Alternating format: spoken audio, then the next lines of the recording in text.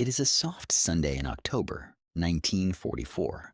A column of men, once soldiers of Mussolini, sing a low hymn as they file into the white clapboard church of a village that cannot pronounce their names. They take communion from the same chalice offered to the farmers whose cows they milk at dawn. A single signature on a sheet of onionskin paper has turned enemies into neighbors.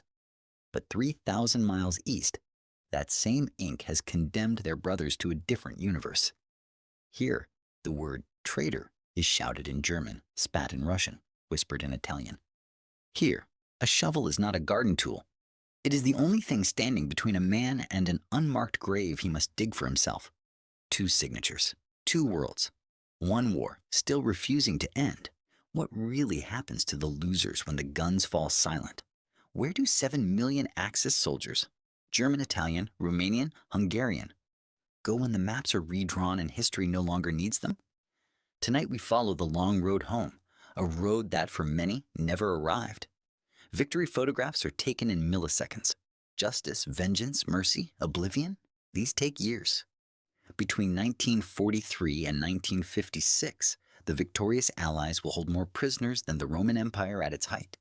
They will move them across oceans, trade them like currency, work them like oxen, educate them like scholars, and sometimes erase them like typos in a rewritten piece. Our story begins on those decks, in those holds, in those railway boxcars whose sliding doors open onto 4 possible continents. For Italians, the journey starts with a radio crackle on the 8th of September, 1943. The king has accepted an armistice. Half the army cheers. The other half feels the barrel of a former Allies' rifle against the neck. Armistice. To the men in the trenches outside Naples, it is a Latin word for stand still and see what happens. Within 48 hours, the Wehrmacht's Operation ACHSE storms down the peninsula. Regiments dissolve overnight. Some officers radio Berlin and offer to keep fighting, now against their own king. Others simply walk into the hills, pockets full of rusted bullets and family photographs, and become partisans by default. 800,000 Italians will be rounded up, more men than Napoleon lost in Russia. Berlin refuses to call them prisoners of war. A new legal creature is invented, the Italienische Militärinternierten, IMI. 3 letters that remove every protection granted by the Geneva Convention. They are not soldiers, not civilians, not slaves, not men. They are a blank space on a form, and into that space the Reich pours every bitterness of betrayal felt since 1915. Inside, rations fall to 900 calories, less than the Warsaw Ghetto on paper. Typhus, diphtheria, frostbite erase entire barracks. A doctor who once published papers on malaria now counts the dead by weighing them. 40 kilos, 35, 28. In Upper Silesia, an Italian captain is shot for refusing to surrender his wedding ring. The ring is melted with others into a silver bar sent to the Reichsbank. Nothing is wasted except human life. Yet on the same day the captain dies, a 20-year-old Sicilian private steps off a converted ocean liner in Melbourne. He smells eucalyptus for the first time.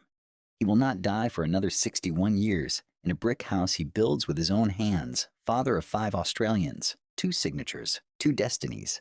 London, January 1944. The home counties have lost 200,000 farmhands to Normandy rehearsals. Sugar beet rots in Norfolk. Kentish orchards shed unpicked apples. Churchill's cabinet debates security versus calories. Calories win. By spring, 35,000 Italians ride trains whose windows are painted black. They arrive at camps bearing English names that sound like jokes. Wingfield, Muchhadam, Featherstone Down. Regulations say 8 hours labor, 3 meals, 1 letter home per week. Reality discovers a curious British improvisation. Each man is billeted to a local farm. He works beside the farmer's son, eats with the farmer's wife, calls the farmer Mr. and the farmer's daughter Miss until she corrects him with her Christian name. They teach him to spread marmalade thinly. He teaches them to twist spaghetti around a fork without a spoon. On Sundays, he marches to Mass, rosary clicking like a tiny set of handcuffs. Afterward, the village football team fields him as center half, headgear forbidden by the referee. No bloody helmets, lad. Money is real. So is the first taste of cheddar stronger than any cheese made from Mediterranean buffalo. So is the first winter fog that smells of coal smoke and sea salt. So is the first letter from home. Sicily under American bombs, sister missing, mother asking if he is with the English. He does not write back that he is, technically, still with the King of Italy, a king who no longer sits in Rome, Across the world, the United States experiments with a different chemistry. War Department planners fear sabotage. Midwest congressmen fear rotting crops. A compromise is coined. Italian service units, ISU. 75% volunteer. The contract, where American fatigues with a small green patch, work as stevedores, carpenters, interpreters, receive private's pay, weekend passes, Coca-Cola at 5 cents. In Seattle, they unload Liberty ships faster than Union longshoremen. In North Africa, they guide Sherman tanks through minefields using phrase books. In Naples, just liberated, they drive WW2s stacked with American rations past the rubble of their own childhood streets. Yet every privilege is a blade. Volunteers are issued carbines to guard German POWs, former allies of yesterday. Some refuse, some accept, and then wake screaming. In the Ardennes, an Italian truck driver watches American medics carry frozen bodies from Bastogne.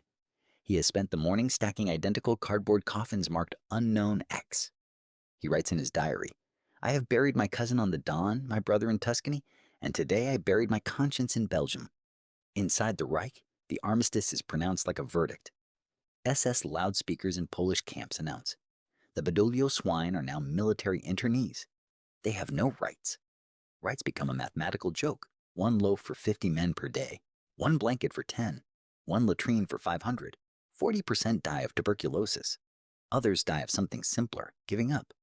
A doctor remembers dragging a friend to the roll call square at dawn. The man's legs have frozen together, skin fused like candles left too close to a flame. A Kaplan whispers last rites in dialect. A German guard, 17 years old, vomits on the snow, then aims his rifle. The ledger records, shot while attempting to escape. Truth, the man could not stand. By the end, even the International Red Cross is refused entry. Berlin relabels the survivors civilian workers, stripping away the last fig leaf of legality. They are sent to clear bomb rubble in Hamburg, to dig anti-tank ditches outside Berlin, to harvest sugar beet in Silesia while Anglo-American bombs fall. On both prisoner and guard. A Roman bricklayer calculates, every brick he lifts is worth 1 calorie. Every calorie buys him 20 heartbeats. 20 heartbeats. 20 heartbeats equal 10 seconds of life.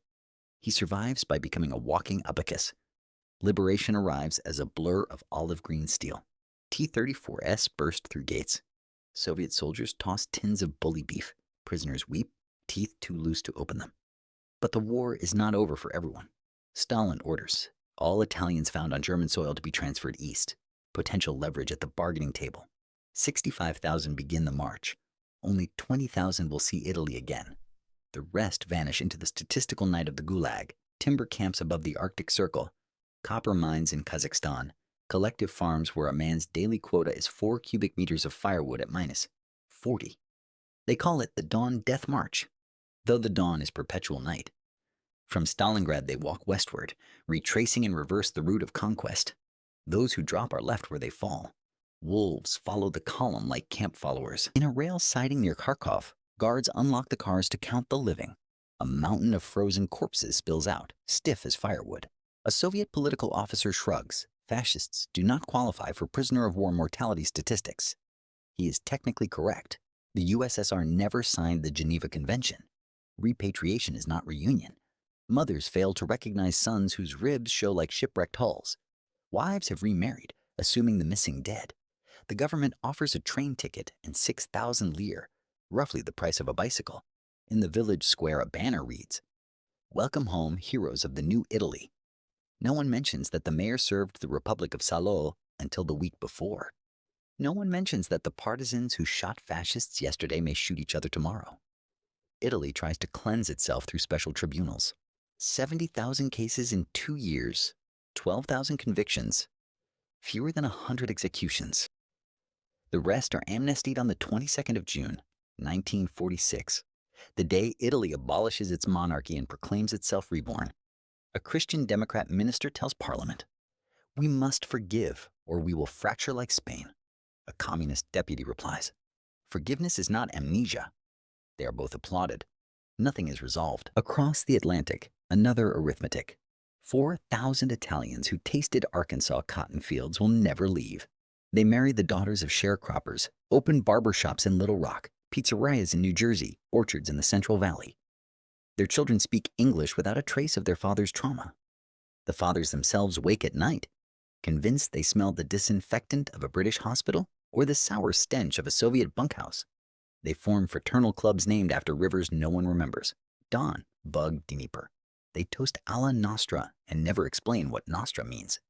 History books close. Memory does not. In the Soviet archives opened after 1991, Italian families discover telegrams never sent. Your son died of cardiac arrest the 18th of March 1948, Camp Vorkutlag. The phrase cardiac arrest is stamped across every death certificate, regardless of whether the heart stopped from hunger, from beatings, or from simple despair.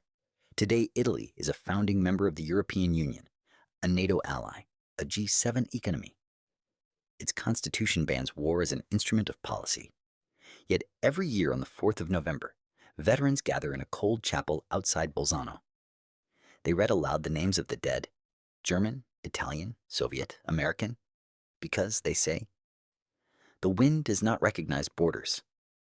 The ceremony ends with a minute of silence so complete you can hear the heating pipes tick like distant artillery. The man we met at sunrise is 98.